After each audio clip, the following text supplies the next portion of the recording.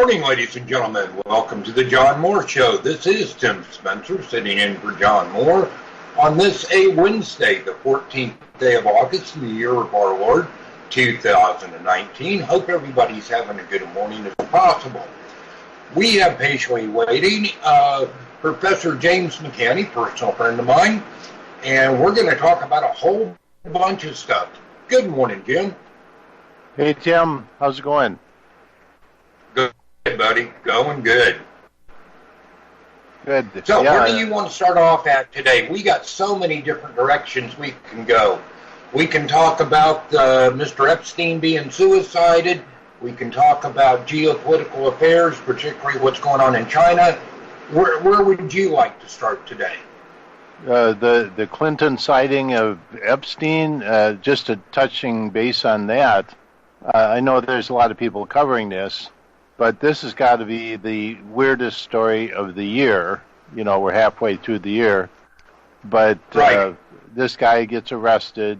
He's obviously trying to cut a deal so he can get out of jail. He was trying to pay his way out, and they didn't allow it, which is, in the old Obama days, that would have been a shoo-in for a guy like Epstein. And right. then, oops, he disappeared. End of story. But in the Trump era, he didn't disappear. He ends up being Arkancided in prison, where the prison guards just happen to be dozing off when somebody goes in and, and apparently committing suicide in his jail cell where they were on a suicide watch. Anyway, it doesn't get much stranger, but of course the whole issue is that the vast number of people that all of a sudden are probably breathing a sigh of relief, including kings and queens and royal family and presidents and past presidents, and the list goes on and on. So, what's your take on that? Well, to start with, I don't believe these people should be breathing a sigh of relief. I was reading on a law site yesterday, and I forgot the lawyer's name, but he appeared very sufficient. Everything that they seized by search warrant, from both down there in the Virgin Islands Monday and at his mansion there in New York here in a couple of weeks ago, nobody can file to quash that evidence that was seized by warrant because they don't have standing to do so. So they can try all they want, but they do not have standing. So they might not be off as free as they think they are. My other takeaway on this is I read a article or quotes from a prisoner that wanted to remain anonymous. That was a former prisoner from the Manhattan Correctional Center, which is a federal building, and he was saying that there's no way that Epstein could have used sheets because the sheets are quite literally about the strength or just a tiny bit stronger than paper. There's no way it could have held up a 200-pound man. Now, I have seen one suicide before in a jail, and this was some 30 years ago, where a man used his prison shirt to hang himself, and he tied to the bars on the door and then dropped to his knees and strangled himself. He didn't really hang himself, no broken neck. He strangled himself. So I guess it's possible, but from what this prisoner was saying, there's no way it's possible that he used a bed sheet as is being reported. So to me, Jim, this is the most in-your-face thing that I, as short of the JFK assassination, where either the deep state or the powers that be or whatever you want to call them have, in my opinion, now this is my opinion, I'm not basing this in fact, but have flat out murdered somebody. At least that's my opinion. That's the way I see it. Yeah, well, clearly, there's a lot of hocus pocus going on here. Right. You see the people who are being implicated, and the effort to make all of this kosher, you might want to say it, or within the bounds of normality, or make it have something that's healthy for you, to try and promote pedophilia and every other form of diversive behavior as okay. This has been going on for a long time, but the public isn't really buying it. There's a reverse going on here. And of course, right. Back in the Bush, Clinton, Obama days, in which you can kind of look at that as all of one string of the same controlled people, things are different now, and nobody in that crew ever expected this in a million years, that someone else would get in there and rain on their parade. But the idea that Epstein would even be arrested in the first place would be foreign in an Obama, Bush, Clinton world. Oh, absolutely agree there. I personally don't understand why he surrendered for arrest when he was already out of the country. With that man's money, he could have gone anywhere in the world. And I'm trying to wonder what he was promised to get him to surrender there at the Teterboro Airport in New Jersey. The guy was in France. All he had to do was jump on his own plane. He had $500 million to play with at the time. I can't understand why he just didn't go somewhere else. Well, it's probably for his own protection. It's probably was the safest place he could go, because in his own plane he was probably a walking dead man, because his name was already getting it out there. In the CIA, they're famous for taking down airplanes. That's one of their. You're not kidding. That's one of their deals. They have a whole crew of people set up to do that at any given moment to any given person. So, on his own reconnaissance, the guy was probably, a walking dead man.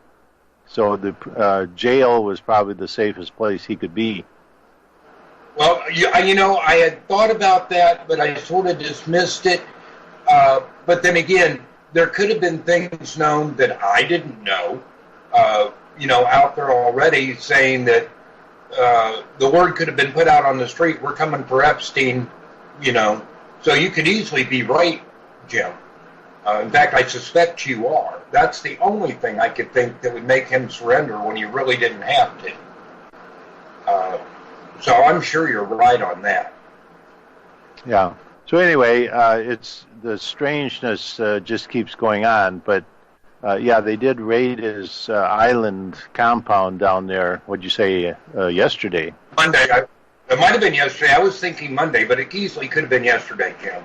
And I'm surprised they didn't do that earlier. I am too. They certainly gave him a lot of time to have somebody that go in there and clean things up, and I'm sure that was going on.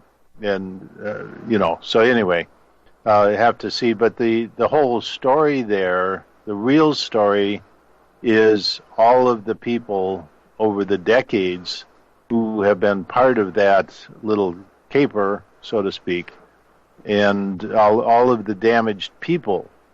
And who knows? And this is something, if you want to go to a lot of the high school shootings, where it's very clear that there were people who were made up, that there were names created, there were personalities created, and the students involved in the school systems being involved in student trafficking on an international basis. This whole thing is related, and that's why they're trying desperately to keep away from these main stories, because once you start going down that rabbit hole, it gets pretty ugly real quick. And clearly involved is the CIA, which has been for a long time. That still amazes me that organization is still in existence. They are not something American. They never were. They have been independent and they've developed this international ring of absolute corruption beyond anybody's imagination. So that's the center core of this, and that, they, like I said many times in the radio, they're the police force of the World Bank, and that's where this goes. And the World Bank controls the governments of the world, including the United States for the most part. So, that's how deep this goes. Oh, I agree with you. I mean, look at some of the names that have started dripping out now. Larry Summers, big-time money guy, worked for, I believe it was the Clinton administration. I might be wrong on that, but I know it's one of the administrations he worked for. Economic advisor or something like that. But, he's one of the names being dropped that made a bunch of trips down there to that pedophile island place. So what is it? I forgot the name of the island. Little Saint something. Little St. John's, I think. Yeah, that's probably what it is. He's one of the people that are on that manifest. Like Trump said yesterday, Clinton says he was on that plane 4 times, but yet they've got him listed on the manifest 27. There's a lot of things not adding up. Yeah, and that's the real story. And of course, the news media doesn't even touch on that. They just touch on all of the peripheral issues. And so, once again, the real stories, they dance around them. But the real stories, that's why we do these radio shows, is because right. And let's go a lot deeper than that. Let's go into Google and Wikipedia and Facebook and these other organizations that this is all minced with. The use of Facebook and other things like that to identify people. It's the trafficking of young people. I'll just say it in general. On an international basis. There's a guy, Robert David Steele, I've communicated quite a bit with him, but he's the head of the international group to bring recognition and justice, if there is any, to this whole issue on an international basis. And the thing is, it just runs so deep into the big people who wear suits on TV and look so, I mean, it really runs pretty deep, and people would be absolutely amazed. But, the idea to, number one, make it okay, as was going on, like, all through the Clinton, Bush, Obama years. You just string that all together from the time they shot Reagan in the side. It was Bush and the CIA controlling the White House.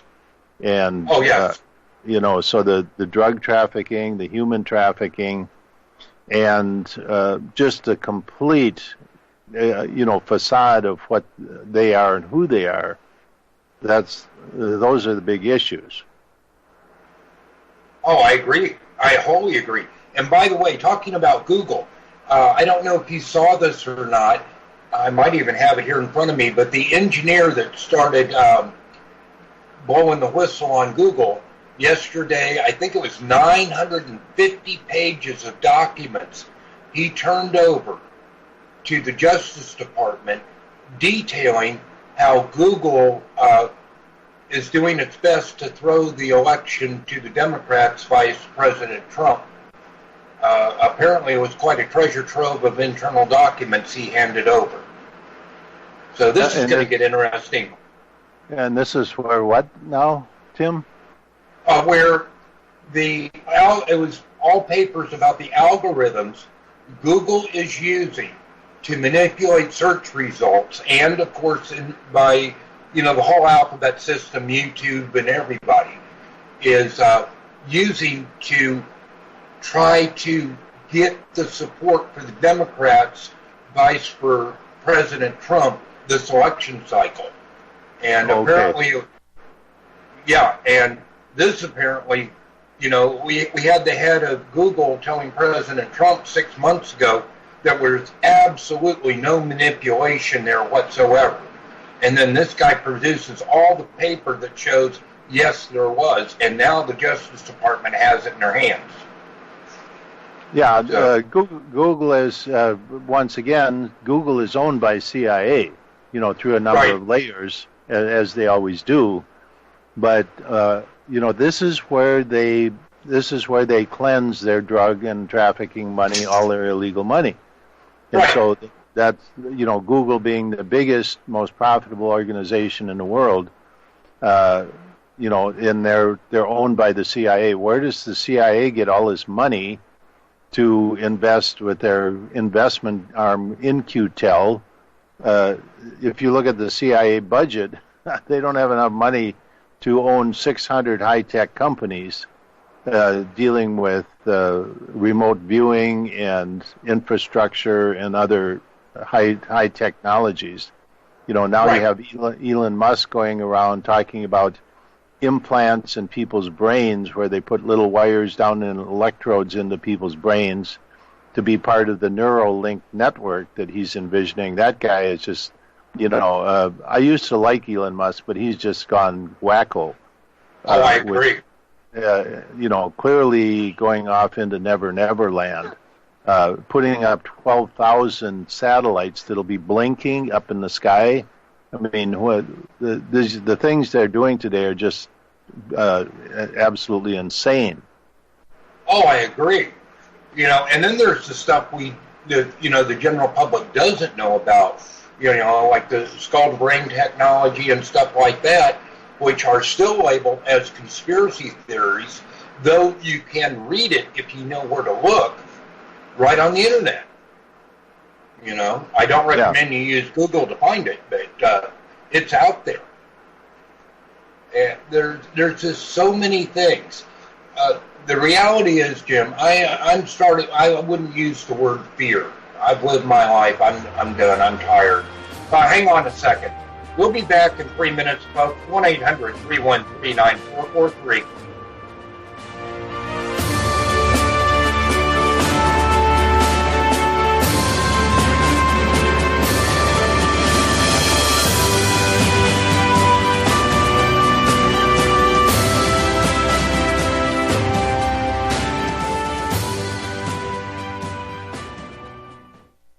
Tired of being lied to by mass media? It's growing more and more apparent today that news is received less and less through standard media outlets. Even with a growing audience every day, RBN is beginning to direct more efforts into social media. Social media and the use of the internet is fast becoming the primary source of people for news, regardless of demographic. RBN has set out to provide some of the best news on the internet through republicbroadcasting.org, and also has begun to use the tools to our advantage by way of social media. Republic Broadcasting is now operating a Facebook page to function as yet another avenue to have our collective voice reach new audiences across not only America, but across the globe as well. The Facebook page features not only news, but also an RBN player to listen to our broadcast.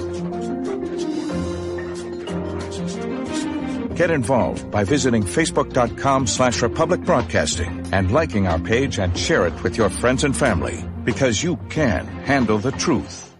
It's happening, ladies and gentlemen. We here at RBN are working with Front Sight Firearms Training Institute to bring our audience the best in combat, tactical, and defensive firearms training. Whether you're a private citizen who is new to firearms, or you have a concealed weapon permit and want a level of training that surpasses what you've received from your local gun range, Front Sight provides priceless education and skills taught by seasoned law enforcement, military, and private citizen instructors to levels that far exceed law enforcement and military standard. With nearly 1 million responsible citizens trained from every town, city, and state from across the United States, Front Sight has bolstered the Patriot movement to a whole new level. Contact Dan Sutterfield by phone at 573-762-2356 or 573-465-2356, or shoot him an email at domedan, DOMEDAN, at hotmail.com. This is a limited time opportunity. Don't miss it.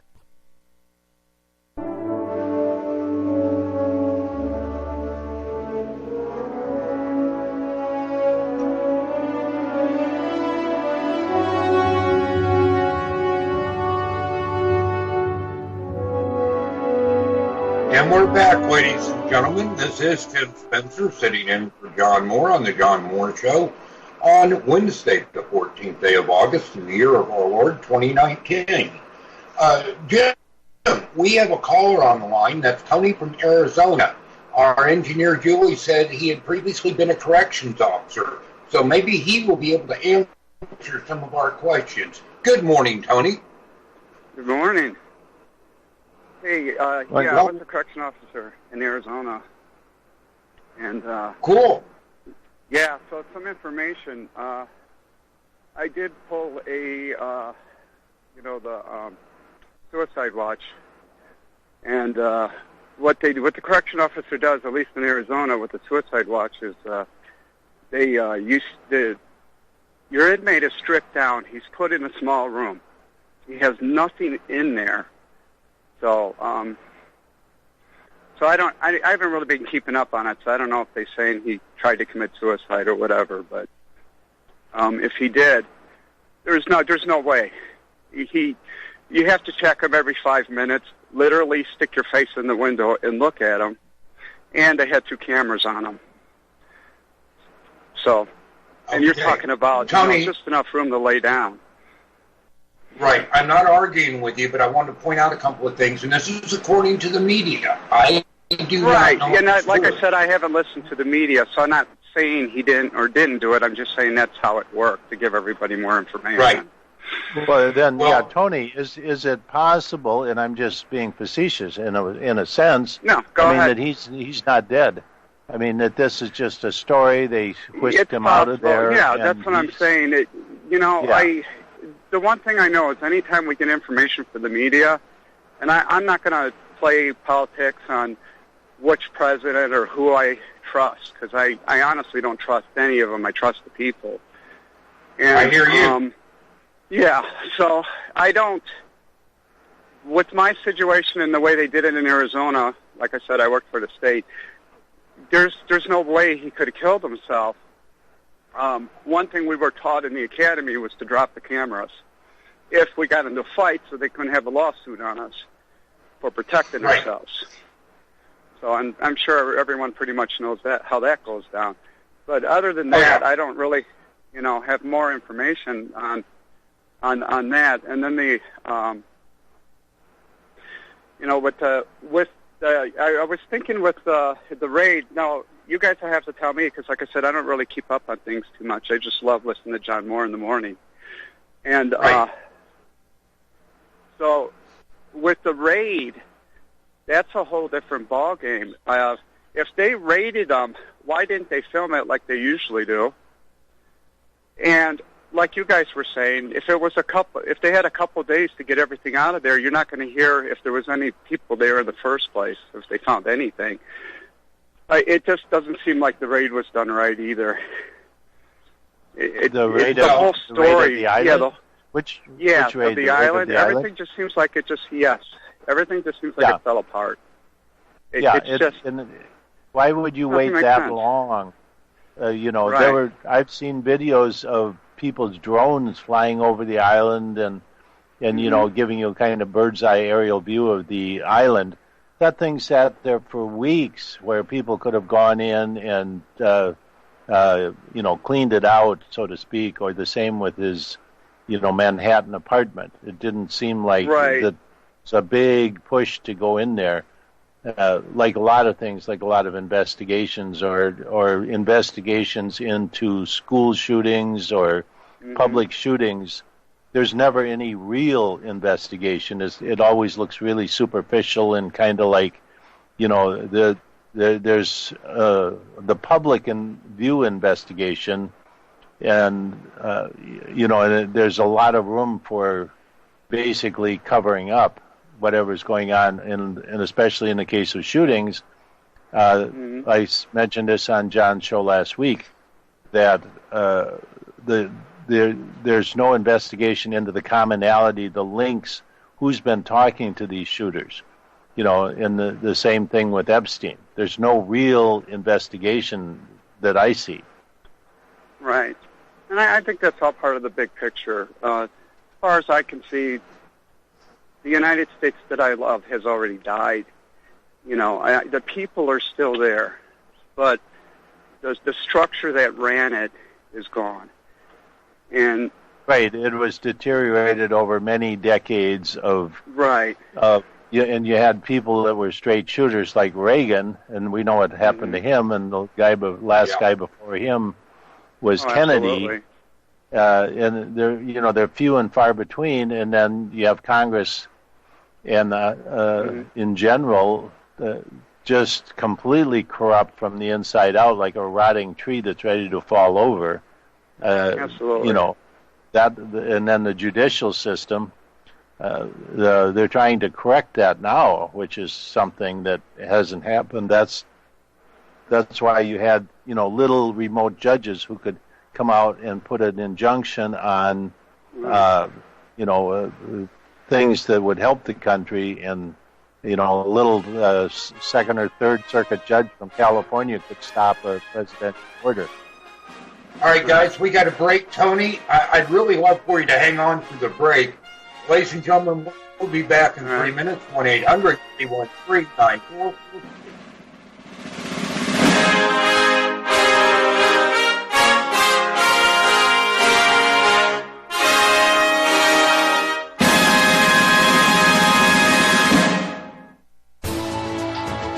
You are tuned in to the Republic Broadcasting Network. Visit our website by going to republicbroadcasting.org.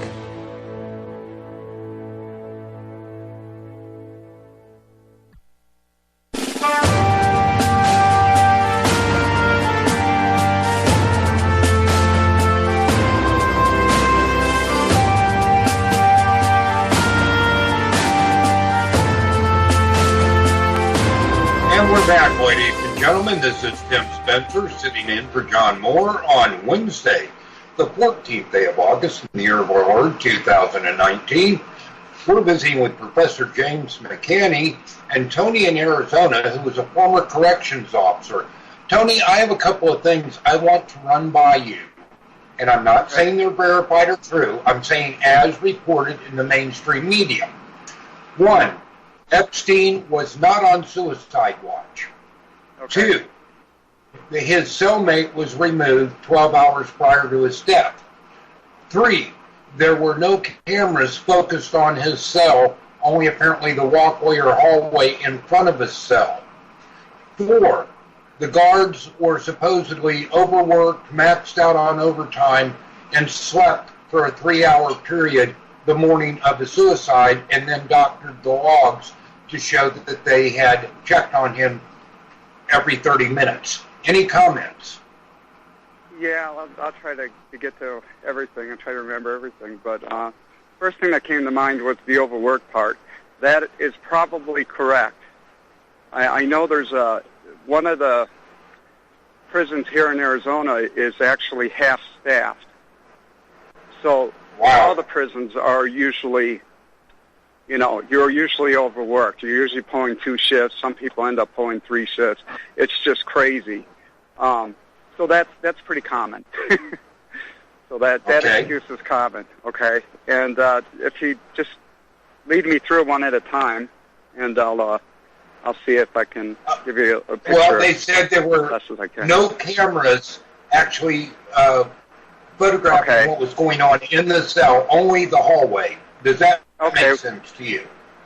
It does, but I've never dealt with a top security inmate, so it could be different with a top security inmate. But yeah, you don't have a camera in each room anyways. Okay. So usually you don't. Maybe other prisons are different, but not in our prison. We didn't have a camera. And I worked with the level 5.5s, which is your highest level of inmates. We actually worked with, we had locked up pedophiles where I worked. So, and those are usually the most docile of inmates. They don't fight. If they fight, they usually fight in front of you, so you can break it up. Yeah, but Tony, let me ask you a question. I knew a guy that worked in a position like yours once, and he said that when pedophiles if they're convicted and they're put into the general jail setting, they're the ones that get beat up the worst by the inmates. True. Yeah, I have a story on that. I'm glad you brought that up. When I was working at the prison, there was a senator's daughter, I believe, if I remember correctly, was raped, and we got that prisoner. And I worked night shifts, so I really had nothing to do about this, and really didn't hear any stories. But they did. What they do is they put them in general population if they're told to, and the general population will kill them. At least that's how it used to be. But the whole world's changed now.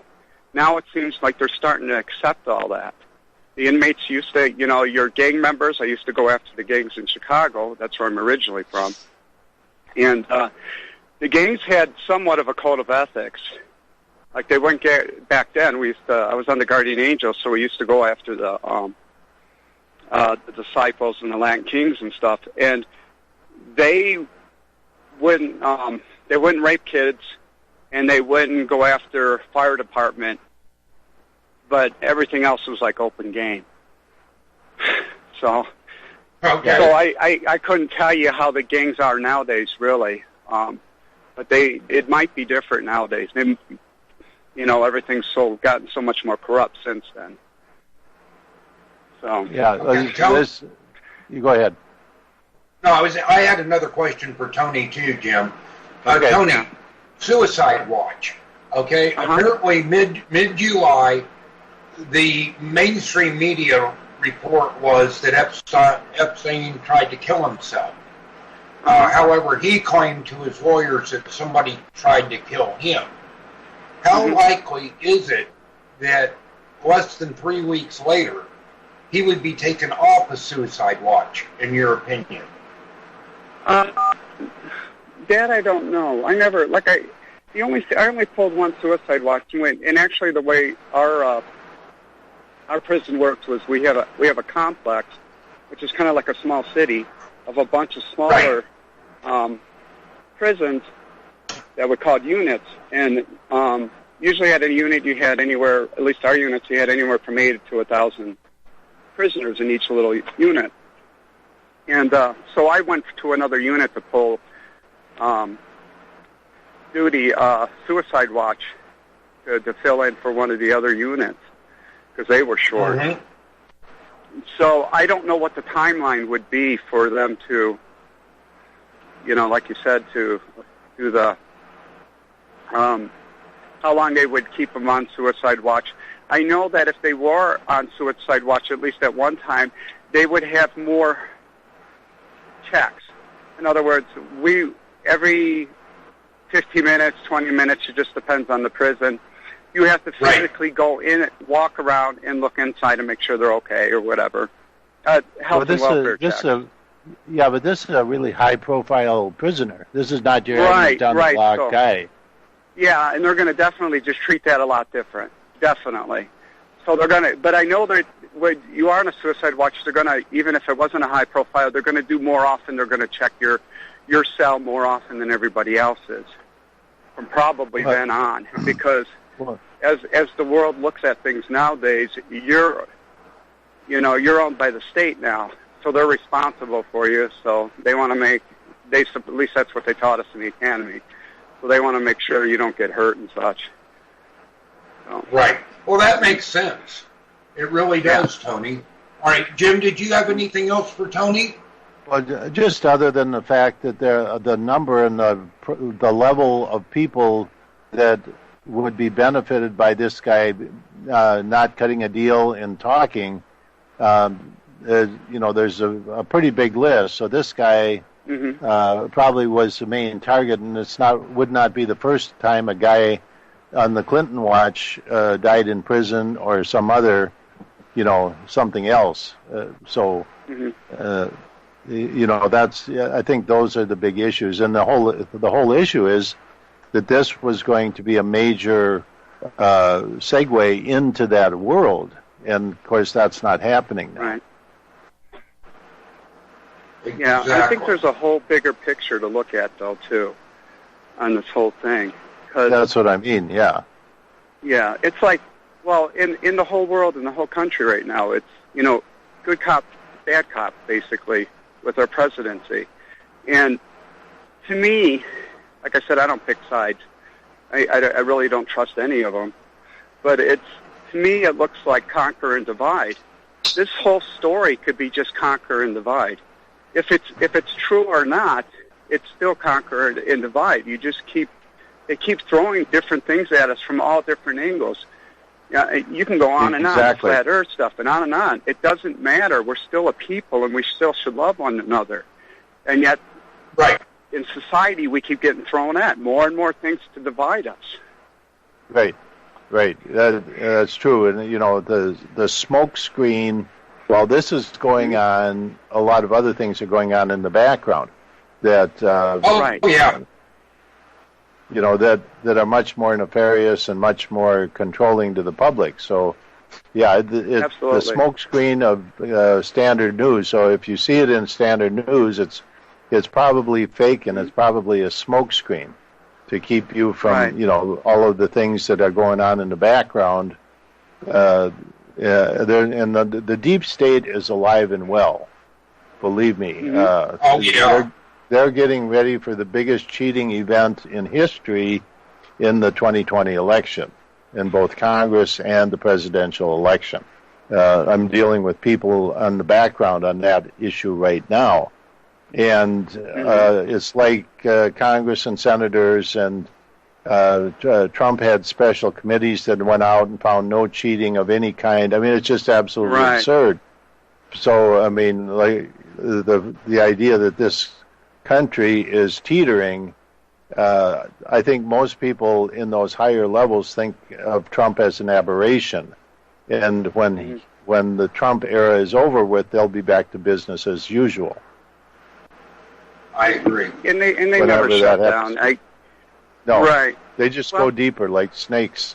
When the sun comes up, all the creepy critters go into the shadows. But and that's what's going on. They're still there, but now they're doubling down in the background. So the efforts that you see on the front, like impeachment and all the other, a lot of the Looney Tune stuff going on, that's just what you see. But there's some serious stuff going on in the background, and believe me, those people aren't going to go away easily. No, and really, the people that we think are good for us, I'm not, like I said, I'm not going to name names or pick sides really, but I always ask questions. And one of the things that was amazing to me was, how does a man that didn't have much power in the United States have overcome all that corruption and still get elected? Either it was an act of God or they wanted him there. Well, no, what happened is nobody ever expected him to win. And so, Hillary Clinton, I know, but the Clinton machine they were already doing failed. Yeah. I did a study on that. And I'm not disagreeing with you. I'm just saying I asked questions on third. Or did it really fail, or was that part of the agenda? Because when you follow the money, who controls our money? Yeah, well, there's a lot of things there, but it was an aberration, and it certainly was not expected that Trump would win that election. Hillary Clinton was guaranteed by George Bush Sr. That's the first person she blamed out of the chute when she realized that she had not been elected. She blamed George Bush Sr., who is a Republican. I mean, that's what's going on there. So I have information that I could talk to you guys off air about the Clintons. I wouldn't want to talk about it on the air. But from what I know and from what I've seen, and matter of fact, I'll just tell you this. I knew Bill Hybels at Willow Creek that was friends with the Clintons real well. We knew him so well, we grew up eating at his house. And Bill I know who you're talking about, by the way. Yes. I figured you did. The pastor of Willow Creek Community back in Illinois. And my mom worked for the church as a counselor, so I can give you that much information on the air. So I learned things from my mother that we thought was crazy and thought my sisters thought she was nuts. I didn't know what to think until things started happening to her. And we don't know where she is. But the things I learned made me skeptical of anybody anybody that had power over the people, that it was an authority figure Agreed. over Tony, the people. Hey, Tony, you got about 30 seconds to wrap up your thoughts. We got one more call specifically for Professor County, and we're going to skip the next break. So go ahead and wrap up your thoughts real quick, Tony, and it's been a pleasure. That was really pretty much it, that we need to, that was pretty much my thoughts. It's just, like I said, I question everything. I trust nothing of what they're feeding me on information, and that's both sides. I trust the people. That's it. I trust my neighbors. I trust my friends. I know there's evil people out there, but the people I know are good, loving Americans. And we really need to, I feel, start looking at ourselves and, get away from the politics, so to speak, and take care of us. Tony, I'll tell you, I'm working with people in Arizona right now, and that's a hot spot of voter corruption. I can tell you that. Oh, I know. It's everywhere, I think. Yeah. Yeah, it's everywhere, but I mean that's one of the places that is prime, kind of ground zero for voter corruption. All right, Tony, thank you for your call, buddy. Greatly appreciated. Call back anytime. All right, next we're going to Brian in Colorado, who has a question specifically for Professor McCanny. Hello. Good morning, Brian. You're on the air, sir.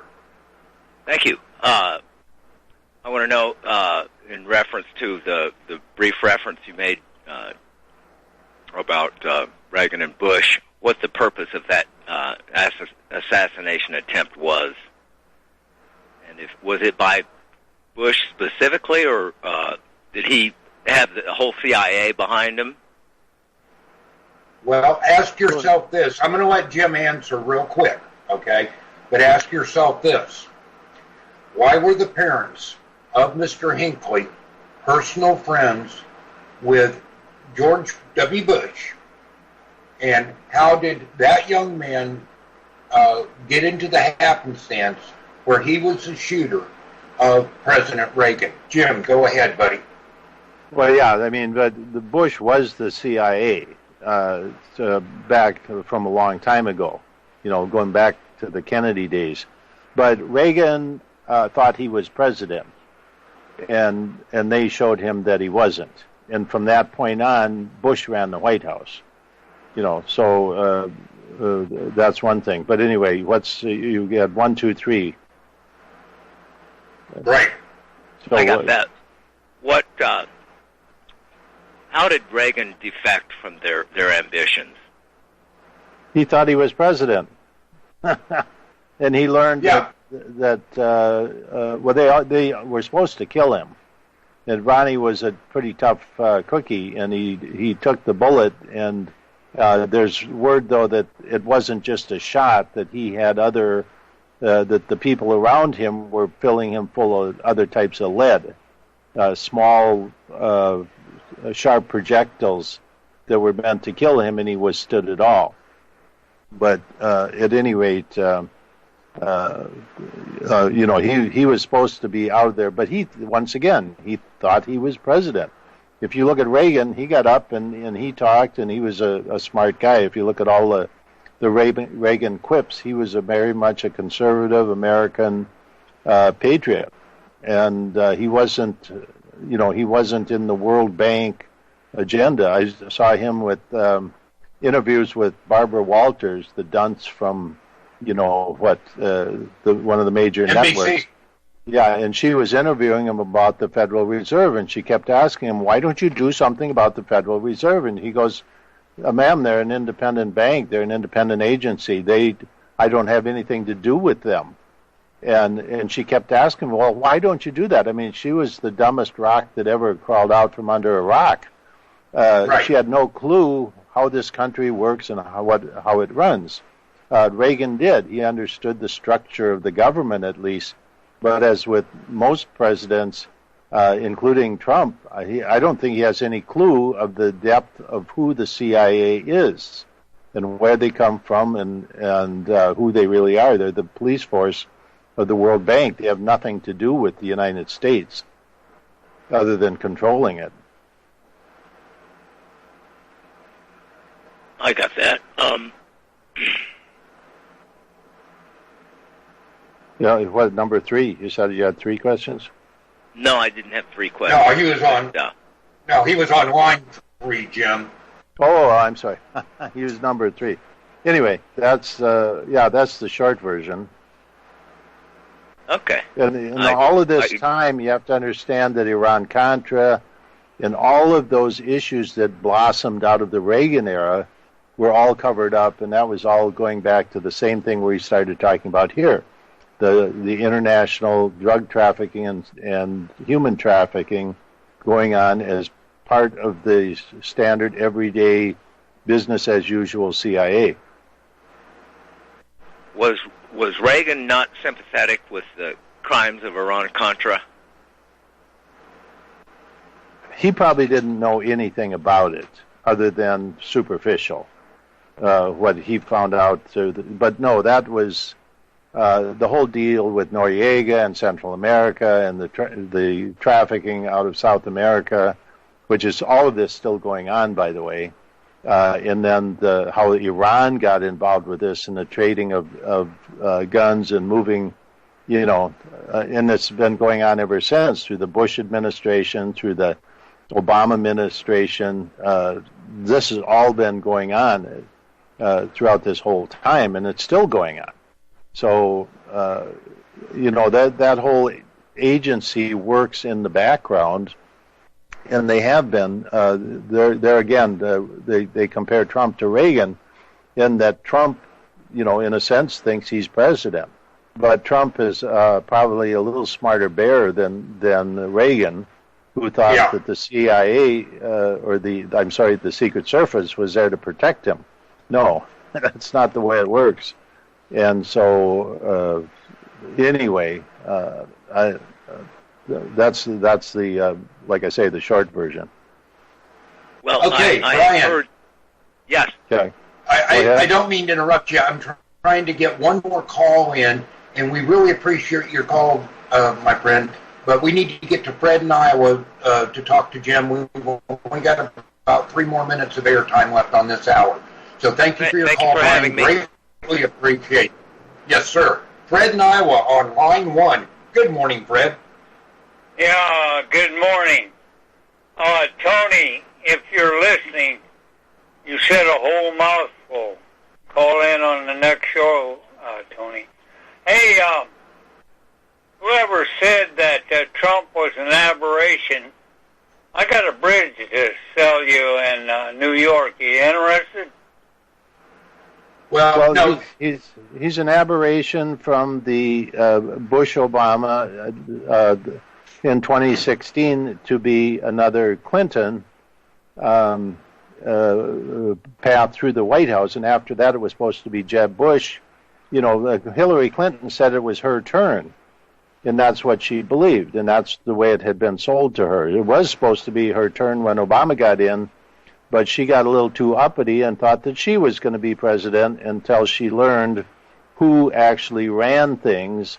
So she had to be Secretary of State and go back and be Senator of New York and do all kinds of groveling.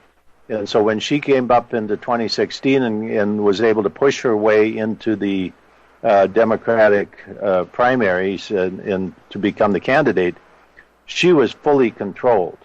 And so in that sense, Trump was absolutely an aberration. He still is an aberration. He's not doing the things that are going on right now. And so if you want to tell me that he's doing business as normal, I got news for you. That's not what's going on. Who told you all this? Where did you get this information? Well, I'll tell you, when I get information, it's because I live in a world where I get information directly. It's not because I sit in Grandma's basement watching it on TV. Yeah, that's where most people get their information. Listening to the mainstream media, I don't. Yeah, the reason I look at mainstream media is to see what kind of tripe they're trying to pawn off on the public, and it has nothing to do with reality. Yeah, you can watch the first 10 minutes of the Idiot Box, television or whatever, and that's all you have to watch. You know where it's going. You know what the slant is. But the same puke over and over and over and over. I told the host put out, well, we may as well go to the idiot box. We're getting the current hot topic. You know what the war is? What do you think the major war is on Earth?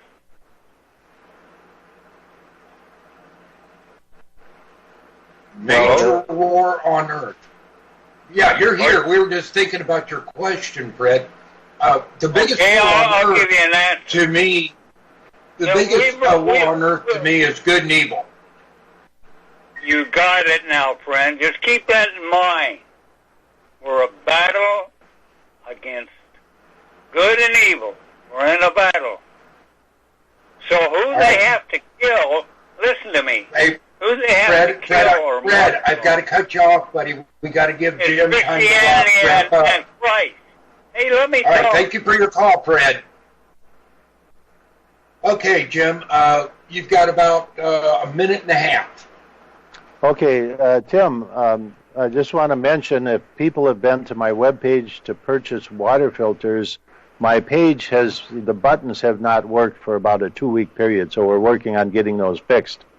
And so it was right when I introduced my whole house water filters, the new line, that the buttons went down. So if come back in the next day if you have been to the page. All right. Help on that. Ladies and gentlemen, by the way, thank you, Jim. Greatly appreciated. Great show. Ladies and gentlemen, we'll be back in about 3 minutes. Next hour's guest is Mr. Jeff Nyquist. Should be a really good hour. Be right back. Good morning, ladies and gentlemen. Welcome to the second hour of the John Moore Show. I am your host, Tim Spencer, from the Rural Survival Show, sitting in for John Moore this week. Today is Wednesday, the 14th day of August in the year of our Lord, 2019. We have patiently waiting in the green room, as John says, Mr. Jeff Nyquist.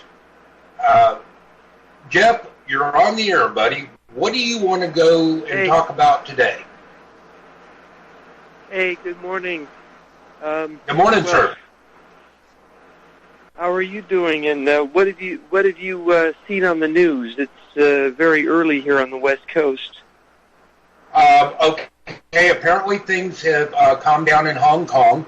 The Dow right now is erased all gains from the tariff delay. They're down 450 points.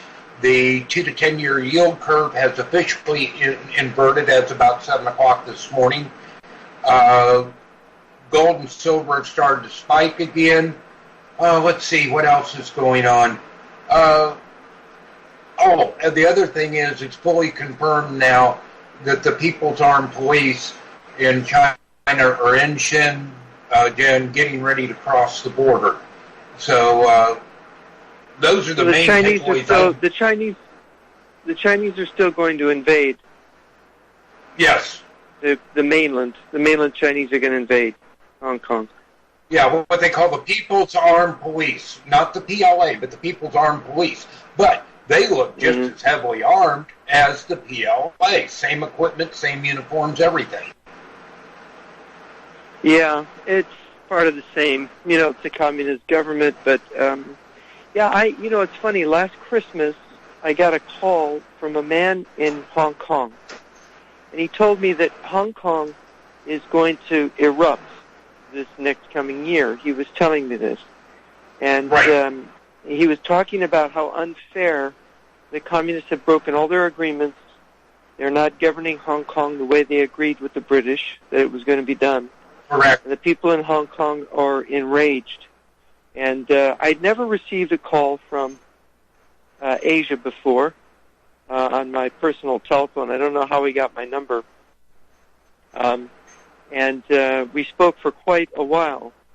And it was very interesting because what he told me turns out to be quite true. And it was a scoop he was giving me about this. And it's quite big because just as the revolution in Ukraine and the freedom that Ukrainians have won, any part of China that's free, that the Chinese are trying to take back, that is, the communist Chinese are trying to take back. Like in Russia, they're trying to take back Ukraine. They're trying to reconstitute the Soviet Union in Eastern Europe. Is going to create this kind of situation. And by the way, the big fear of the communist government in Beijing is that freedom is going to spread from Hong Kong to the mainland, that these riots could spread in that direction. So it's very important. That is their big fear, Jeff. And you know, once people have tasted freedom, there's no going back. There really isn't. Now, these people that have, you know, people our age and younger, they don't know what life is like except under a communist government. But once they taste freedom, actual real freedom, it's all over for the Chaikovs. It is completely over. Well, in Russia, you know, they're having unrest in Moscow too. Yes. And there's I got some information on Moscow here more than a week ago. A friend of a friend was traveling there. This is a Russian friend, and reported back that he was invited. He's a Russian liberal who was invited onto a. I had corresponded with him before. He was invited onto a television program in Moscow, which he had not been done since the period of Gorbachev and Yeltsin, and so there's some kind of a shift, a liberal mood, as if they're given permission, because everything Russia's tried to stop the movement of ideas from Ukraine to Russia, it's failed. And so it looks like Russia is toying with the idea of another perestroika, another glasnost. They're anticipating, some are even anticipating that Putin is going to leave office before the end of his presidential term, which I think goes to 2024 or 5. Something like that. I don't remember when he came into office. It's a 10-year term, isn't it? Well, he just got reelected here in 2018, so I think it's 6-year term. So I think it's 2024. Oh, okay, all right. So, all right. Yeah, they have 6-year terms now for the Russian presidency. But the problems in Russia, you know, because they've overinvested in their military industry in Russia, and the living conditions, the economy has shrunk. You know, in 2013. The Russian economy had grown so much it was up to $2 trillion a year in its gross domestic product, but now it's down to $1.3 trillion a year because they shifted too many resources into their military production. And this is a problem. I think this is a problem in China too, though not as severe as in Russia. They really want to be a great power again in Russia, and they've overdone this.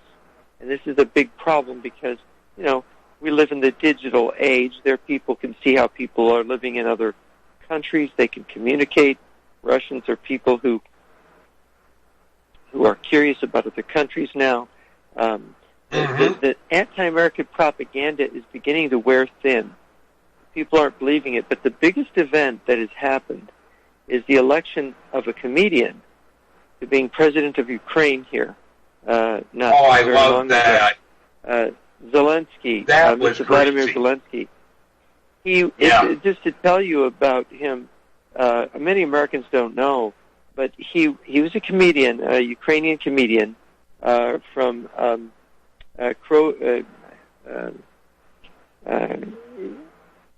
anyway, he's from this mining town, on the west side of the river, the Dnieper River. And he created a television program in the wake of the revolution in 2014 called Servant of the People, in which he imagined a school teacher becoming president of Ukraine. And this school teacher is a very sincere guy, a good guy, a clean guy, not a corrupt guy, an honest guy. And it's sort of a comedy, but it's somewhat seriously meant. It's sort of a satire on the political system. This guy wants to do the right thing. And so he somehow prevails over the corrupt bureaucracy by going around and through his goodness, through his innocence, to win the country's government over to non-corruption. And this program reflected what the Ukrainian people wanted so much it became massively popular. You can watch it on Netflix. They have it, and it's worth seeing. They have it with subtitles. You know, the opening scene in the series is he is actually riding his bicycle to work as president of Ukraine. Oh, boy. And, and he's waving at people. He has no bodyguard. He's not afraid of people. People wave back and smile because he has no reason to be ashamed because he's not cheating anybody. Right. He's not becoming an oligarch. You know, and there's something very endearing about this vision. And after the show was a super success, people said to him, you know, why don't you run for president for real? And his wife even said that. And he said, oh, no, that you can't be serious. I can't. You know, but then after a few more years, he said, you know what? I could run for president for real, and because this is what people want, and I could do this. And of course his wife then was scared and no, don't do this. But he did it, and he won He won not only among Ukrainians in Western Ukraine, but among Russians in Eastern Ukraine. Everybody in the country wanted this new guy, and of course it had a huge effect in Russia because they said, well, why can't we have a comedian? Why do we have to have this dour Mr. Putin? You know, well, why can't we have a change? And really, the subtext of the whole TV show is that here is essentially Soviet system. It hasn't changed. It's really Soviet. And why can't we get rid of it and have an honest market system? Have real economic reforms? Why can't we do this and get rid of all the stealing from the people that goes on? And they've made a good start, Jeff, by getting Poroshenko out of there and getting Zelensky in. That's a start. But they have. You still have what the equivalent is of the Duma there that's full of all of Poroshenko's cronies. Well, they just had the Rada election in Ukraine. The Rada is their parliament. They just had the election in Ukraine. That's and of course, Zelensky's party won, and it is the first time in Ukrainian democratic history in which a single party can govern without a coalition on its own. So Zelensky got what he wanted, and so this is another occasion to be amazed at the people of Ukraine. I mean, I've talked to Ukrainians. I've worked with Ukrainians for years now, there's I called a guy in Kiev a few years back, right after the revolution. I said, "Well, how is it going there?" And he said, "You wouldn't believe it." He said, young men are helping elderly people across the street. They're looking out for each other. There's a spirit of goodness in the country. So it wasn't just simply a revolution, a political revolution in Ukraine. There was some kind of a spiritual revolution in Ukraine at the same time. And I found this very fascinating. You hear this from a Ukrainian that had lived in the U.S. for quite a few years and moved back to Ukraine after this revolution and found it is an amazing and transformed place. So there's something just like in Brazil, where they had this revolution against this neo-communist government under the Workers' Party. Right. That Bolsonaro got elected. Just as in Brazil, there's a kind of miracle going on in Ukraine, and it has in Brazil. It's Olavo de Carvalho is the intellectual who changed Brazil because he said these people are communists in disguise, and everybody laughed at him. He said this is what's going to happen to you, and everybody laughed at him. And then these people did all those things, and they revealed themselves to be communists, and the people of Brazil came out onto the streets and said, no more. No more. Right. And it's this kind of thing. I mean, we need an awakening like that here, actually, because people... I agree. Still, you look at the Republican Party, and you just don't see it here. You just don't see it yet. I mean, yeah. I have a hard time. I mean, there's a lot of people in this country that totally reject communism. But to me, or communism, socialism, all the same thing in my opinion. But we have so many young people in this country that have no clue what life would be like under a socialist or communist system. They don't understand what you and I do, Jeff. They haven't seen it personally like we have. And there's no way to make them believe that, it's normal under a communist society to stand in line for 6 to 10 hours to get 2 loaves of bread and a can of tuna. You can't make them believe that the ruling elite live like kings and literally the entire rest of the population lives like serfs with a hand-to-mouth existence. Now, I don't know what we can do to change that other than talk about it, Jeff, but that's the way I see things. Yeah, no, it's pretty much the truth. I mean, there's no this teaching of socialism in the schools, where I think young people don't even know they're being taught socialism. I saw it. I had to get out of education because there was no place for me really in education unless I decided to become a socialist. So I had to get out. I had to write books and articles because it was I wanted people to understand what they were going into.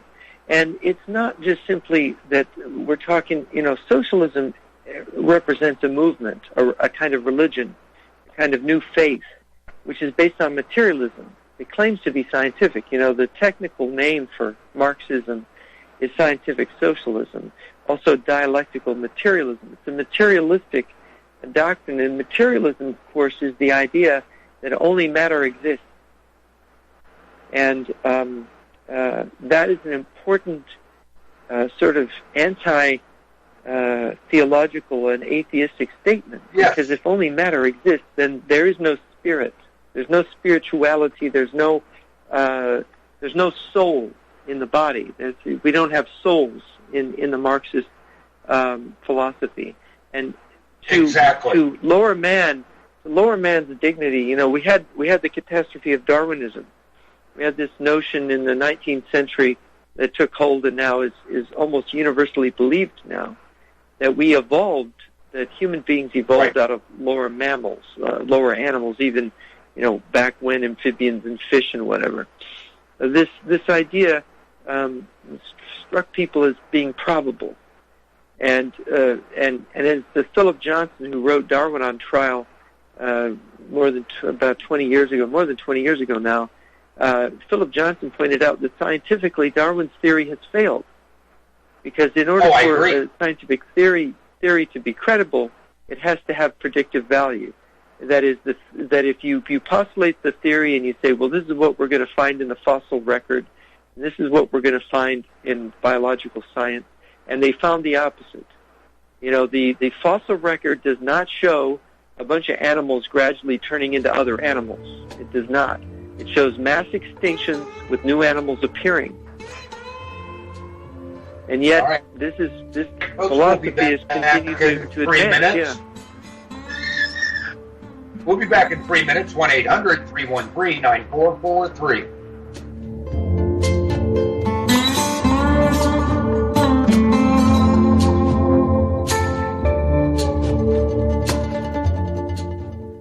It's happening, ladies and gentlemen. We here at RBN are working with Front Sight Firearms Training Institute to bring our audience the best in combat, tactical, and defensive firearms training. Whether you're a private citizen who is new to firearms, or you have a concealed weapon permit and want a level of training that surpasses what you've received from your local gun range, Front Sight provides priceless education and skills taught by seasoned law enforcement, military, and private citizen instructors to levels that far exceed law enforcement and military standard. With nearly 1 million responsible citizens trained from every town, city, and state from across the United States, Front Sight has bolstered the Patriot movement to a whole new level. Contact Dan Sutterfield by phone at 573-762-2356 or 573-465-2356 or shoot him an email at domedan, DOMEDAN, at hotmail.com. This is a limited time opportunity. Don't miss it.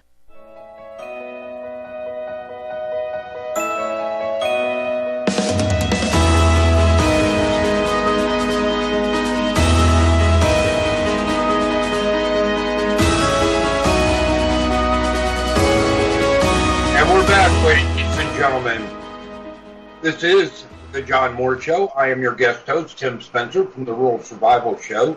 Today is Wednesday, the 14th day of August, the year of our Lord, 2019. And right now we are visiting with noted author, Mr. Jeff Nyquist. Okay, Jeff, can we take a little bit of a segue here and talk about Hong Kong for just during this little section? Reason being, it's something that's going on right now. Or have you been following it? Yeah. Are you there, Jeff? Yeah, I'm right here. Can you hear me? Yes, I can now. Yeah. Yeah. Well, of course, the battle for freedom is a battle of ideas. And Hong Kong, of course, has been free because it was under the British for a long time. And the British were threatened by the Chinese to have to give it back to China.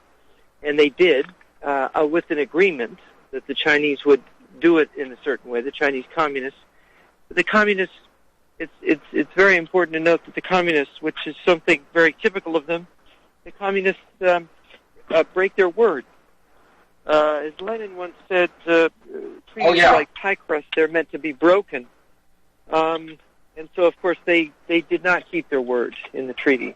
And this is what has caused the problems with these folks. And, of course, it's a very serious problem that exists in the communist world. And, of course, going back to what we said about Russia having the despotism having problems, despotism seems like a strong system because it uses brutality and fear and deception to govern. But it is actually quite brittle, and it can fall very suddenly because it governs against the interests of the many. And if the many awaken, they have a serious problem because they can be swept away by public anger. You look at the revolution in Iran in '79. You look at the Bolshevik before the Bolshevik Revolution, the what they call the February Revolution in Russia, where the Tsar was forced to abdicate. There are these moments when governments are simply swept away. You know, Venezuela almost. Absolutely. Definitely in Ukraine at Maidan Square, it happened. Where it was basically a journalist in Ukraine who said when the president of Ukraine, who was basically a Russian puppet, did not keep go for a certain agreement with the EU and was going to submit under corrupt circumstances to Russia. The people, he said, let's go to Maidan. Let's go to the square in the middle of Kiev, and let's start a protest. And they did. They went there. They wouldn't leave during the winter. They were attacked by the police. They were attacked by snipers. They were gunned down. And eventually the government became so terrified that it fled because the people had this rage. In fact, corrupt government leaders were beaten up and thrown into dumpsters. Basically, the police were afraid to, they were unable against so many people to enforce the dictatorship, which essentially was a corrupt system in Ukraine, which was managed democracy, which the former Soviet states had been broken into these various corrupt managed democracies led by former communists or even people who had never really denounced the Communist Party, as in like Kazakhstan, for example, or Azerbaijan. So in Ukraine, it was a much more delicate thing. Yeah, in Ukraine, you would think that they'd gotten rid of communism, but you know that in late 2013 and early 2014, there were hundreds and hundreds of statues of Lenin that were torn down throughout the country. Those I remember. Statues that we were kind of led to believe were already torn down years before, but they weren't, because the revolutions before were fake. Weren't. Yeah, hey, guess what? We got a couple of callers. To the people. Yeah. All right. What we're going to do, we're going to take Paul in New Jersey first. We're probably going to hold him over through the break, and then we've got John in Texas after that. Paul in New Jersey on line 9. Hello, Good Tim morning, and Jeff. Paul. Morning. Hey, listen, concerning Hong Kong. Hi. Concerning Hong Kong. It's part of China. Let's remember that. It was basically taken It is. because of British imperialism, because of the Opium Wars in the 1840s. So it's got to go back to China. Right. They're ethnically Chinese. Agreed. They speak Chinese. They have a physical border and connection to, just geographically, look at the map. It's part of China. Always has been. We white European people living in America and in Europe need to stay out of this, mind our own business, and not interfere. Now, these Hong Kong protesters might want to elicit our sympathy by flying American flags. Well, I'll hold. All right, hang on, Paul. Hang on. Yeah, please do. Please jump in back in 3 minutes, 1-800-313-9443.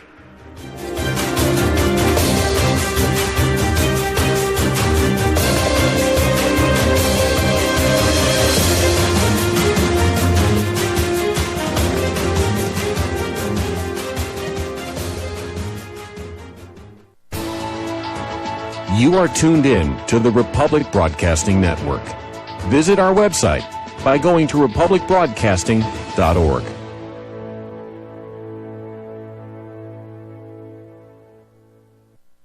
Ladies and gentlemen, J.R. Moore here. We have a special promotion going on at Republic Broadcasting. This is a fundraiser for Republic Broadcasting involving the energy cleaner. Mail me a postcard. My address is at my website at thelibertyman.com.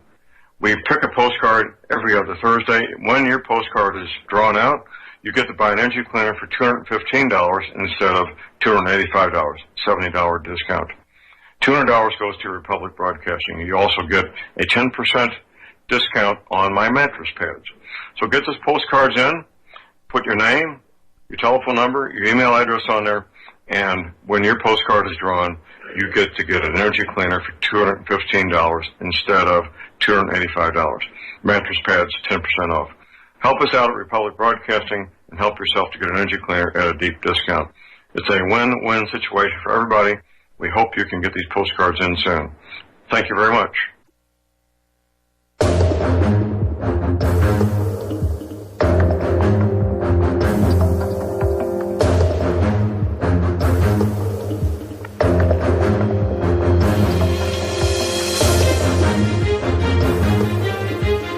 Back, ladies and gentlemen. This is Tim Spencer sitting in for John Moore on the John Moore Show. My show is the Rural Survival Show from 10 a.m. till noon on Saturdays. Today is Wednesday, the 14th day of August in the year of our Lord, 2019.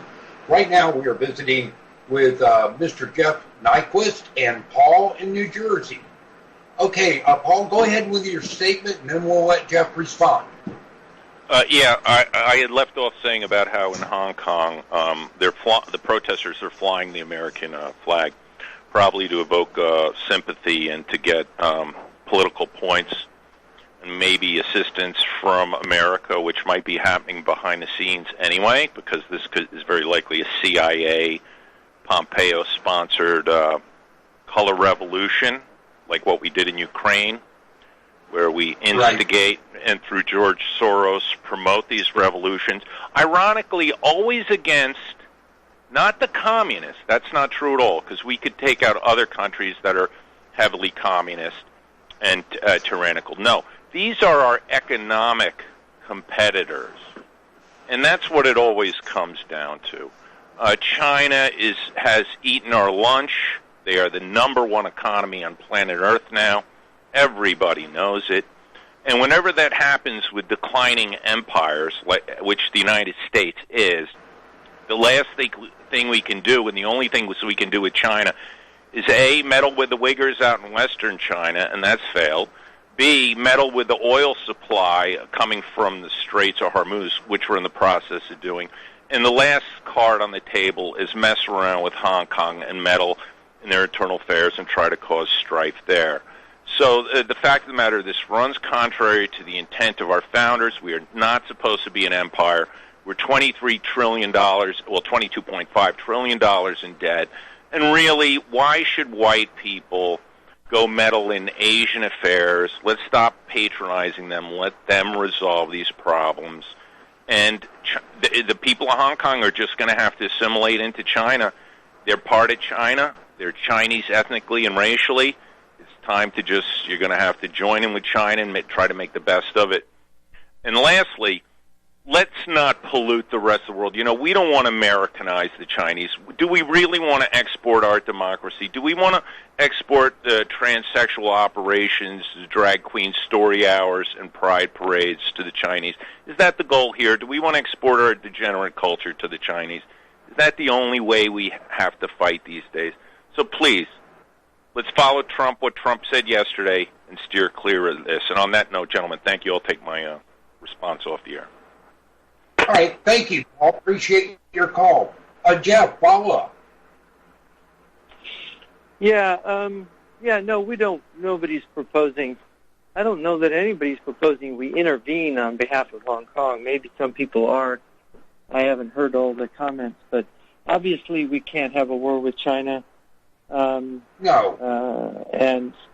Obviously the reason that this is all happening is because the British didn't want to fight to defend Hong Kong, which was British territory for 100 years, more than 100 years. 150, wasn't it? So, yes, even more than that, I think. The Chinese said, "Look, we'll invade if you don't you don't agree to hand it over." I think the thing is that the Chinese obviously have to work out their own destiny, like the Ukrainians, the Brazilians, the Russians. They do have to work out their own destiny. We can't, the idea of making democracies overseas by converting people from their culture to democracy is a problem, and we have our own difficulties here with democracy because our system was not originally conceived as a democracy. That's a misconception that we are one. We have a democratic element in our Constitution. Right, the constitutional republic. Yeah. All right, let's go to John in Texas now. Good morning, John. Hello? You're on the air, sir. Can you hear me? Yeah, big time echo, but we can hear you. Okay, I have a question concerning Darwin. Who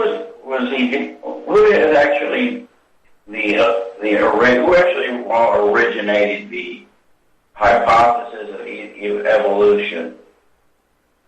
Was it Darwin? Credit. Why did he got given so much credit when there were at least 4 others, such as his own grandfather? And all right, John, hang on a minute. Julie, mute John for just a second. John, I don't know about Jeff, but I cannot understand you. Jeff, can you understand what he's saying? It sounds like he's at the bottom of a well. The modulation is not good on his voice.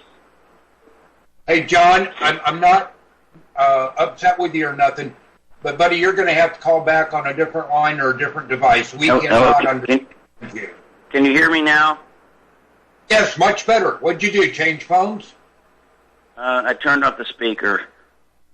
Oh, thank you. All right, let's start over, John. We could not understand you.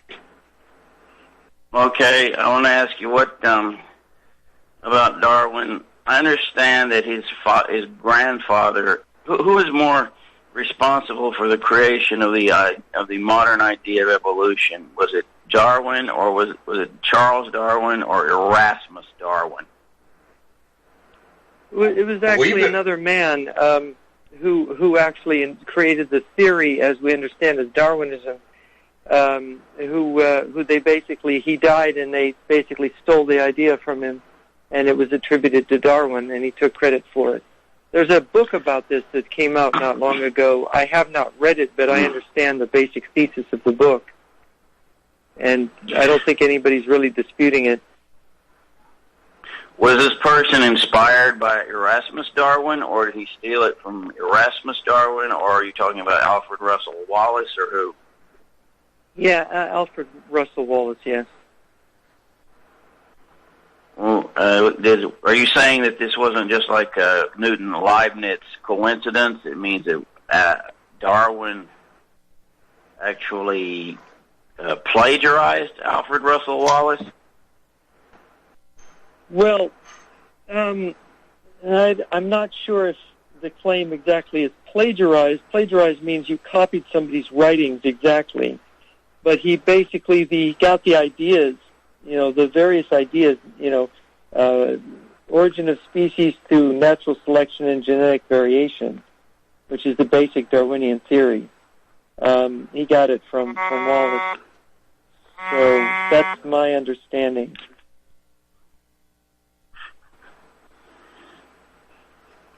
Okay, does that answer your question, John?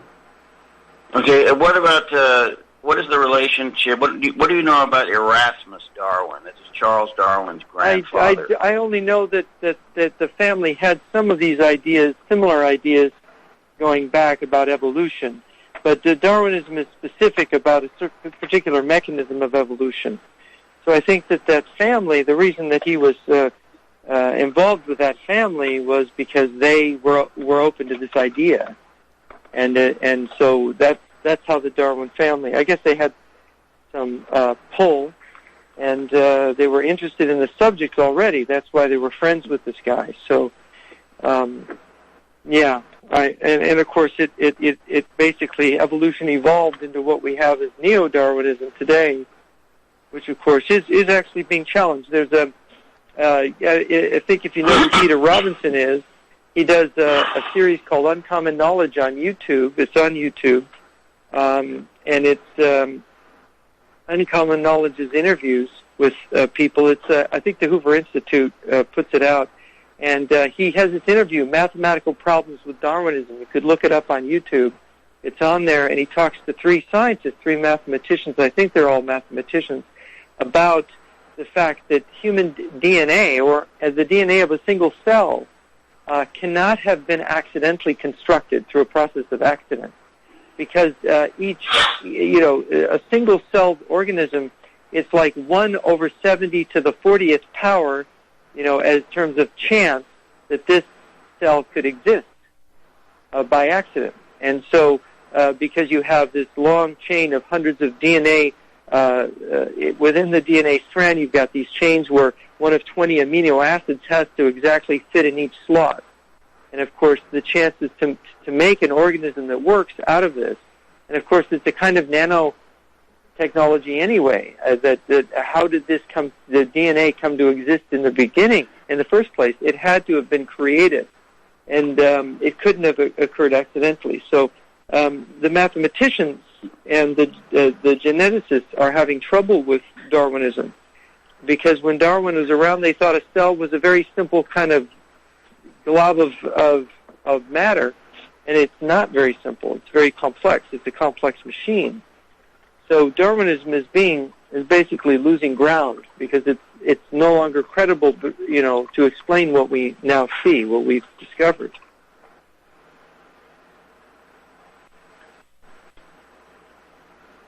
Okay, I would say that was an excellent explanation there, Jeff. Okay, John, anything else, buddy? So did Richard Wagner coin the term National Socialism? Oh, I don't know. I know Wagner was an anti-Semite, and Hitler looked up to Wagner and was friends with Wagner's, widow and family. But I don't know if he coined it. No. Well, thank you. I don't know either.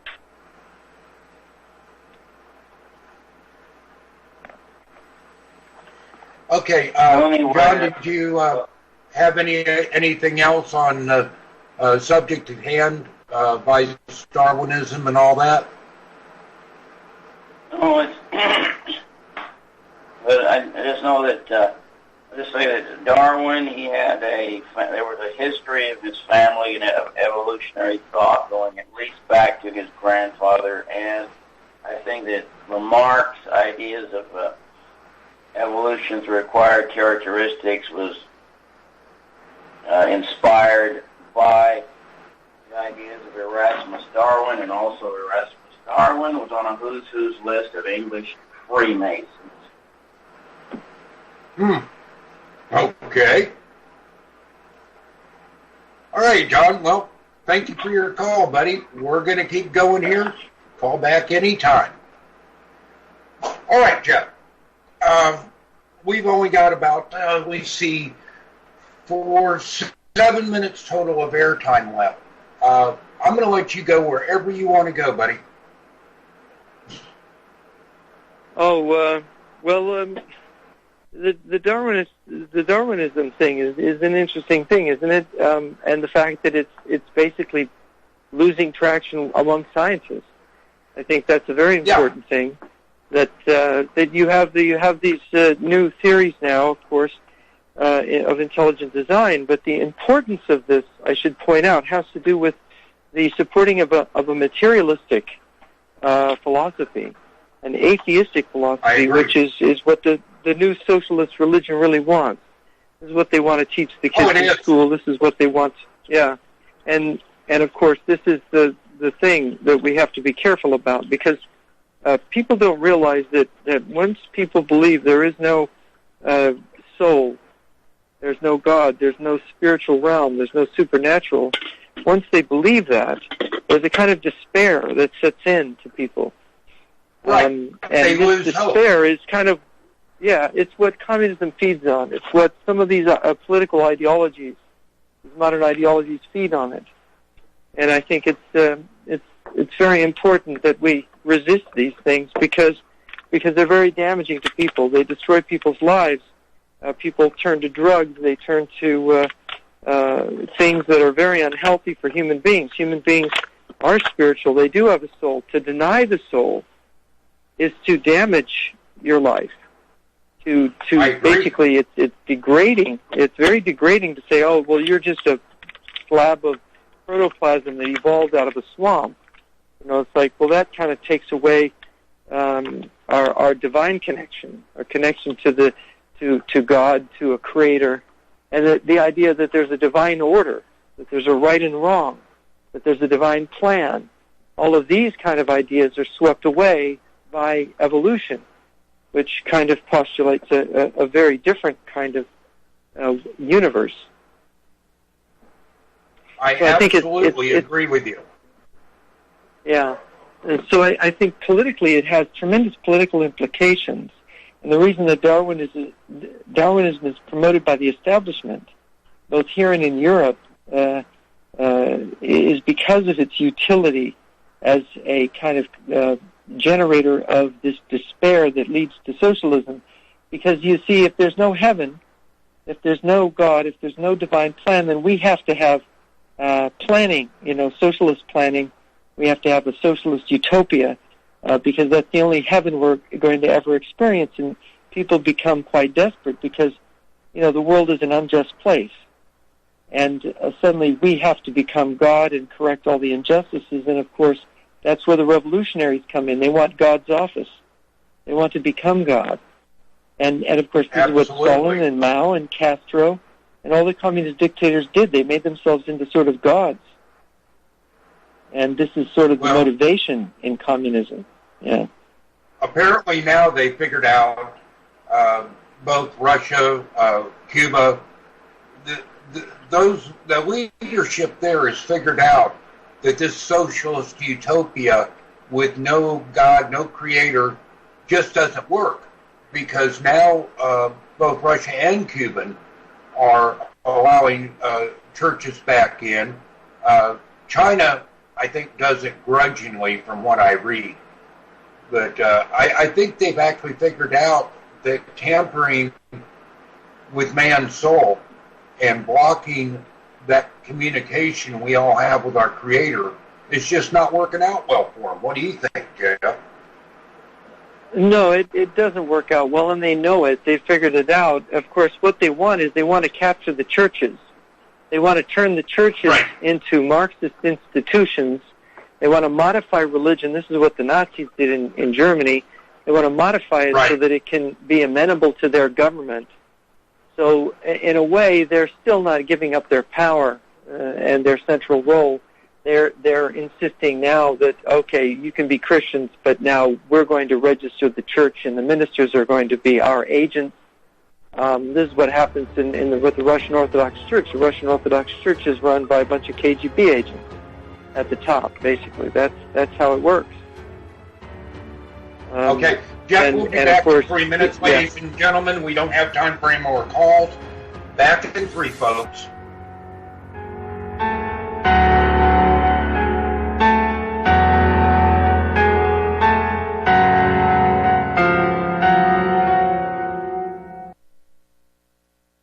Tired of being lied to by mass media? It's growing more and more apparent today that news is received less and less through standard media outlets. Even with a growing audience every day, RBN is beginning to direct more efforts into social media. Social media and the use of the internet is fast becoming the primary source of people for news, regardless of demographic. RBN has set out to provide some of the best news on the internet through republicbroadcasting.org, and also has begun to use the tools to our advantage by way of social media. Republic Broadcasting is now operating a Facebook page to function as yet another avenue to have our collective voice reach new audiences across not only America, but across the globe as well. The Facebook page features not only news, but also an RBN player to listen to our broadcasts.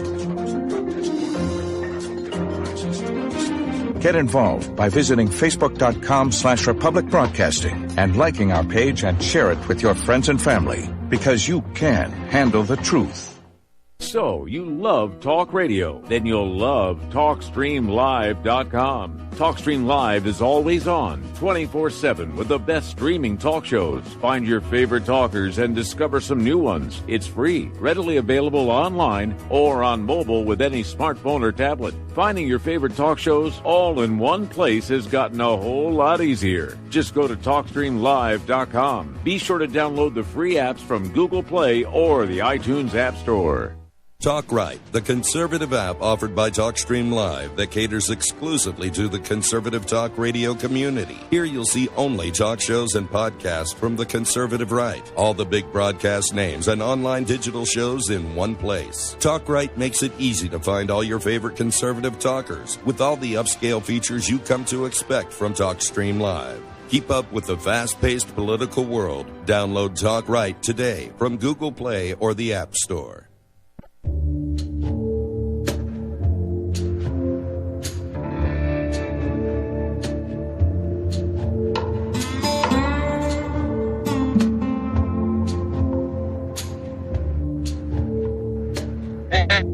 And welcome back, ladies and gentlemen. This is Tim Spencer sitting in for John Moore on The John Moore Show. This is Wednesday, the 14th day of August, 2019, and we're visiting with Mr. Jeff Nyquist. Jeff, we got about three and a half minutes here. Why don't you tell people how they can get your books, how they can visit your website, and all that good stuff?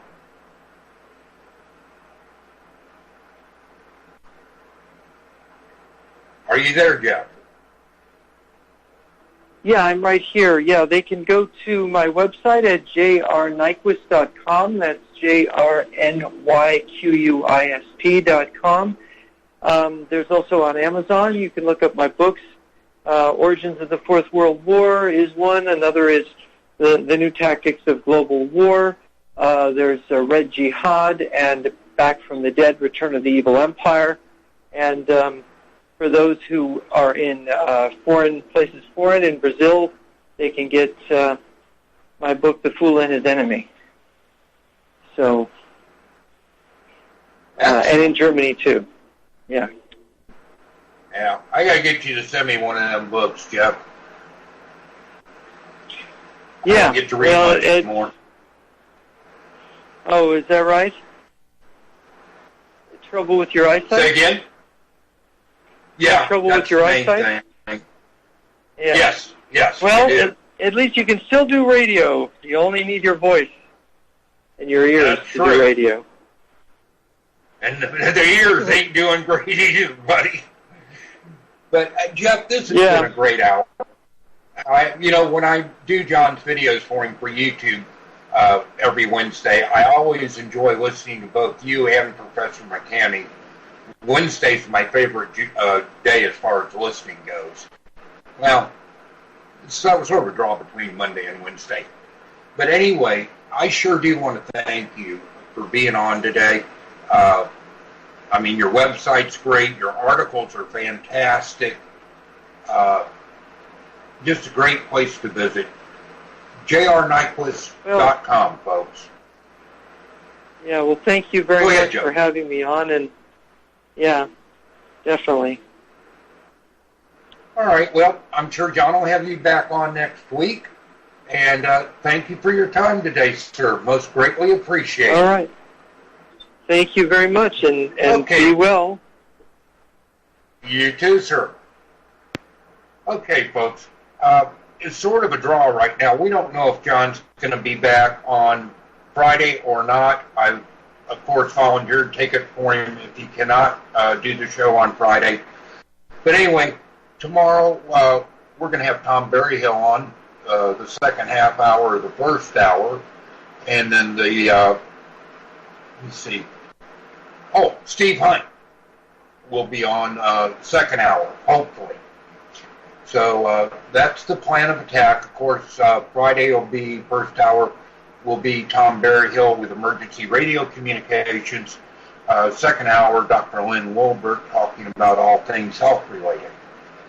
So I hope you tune in both days. We'll see how things go. Anyway, folks, I'll be back tomorrow morning, same time, same channel. Hope to hear from you again. Have a good one, folks. Bye-bye.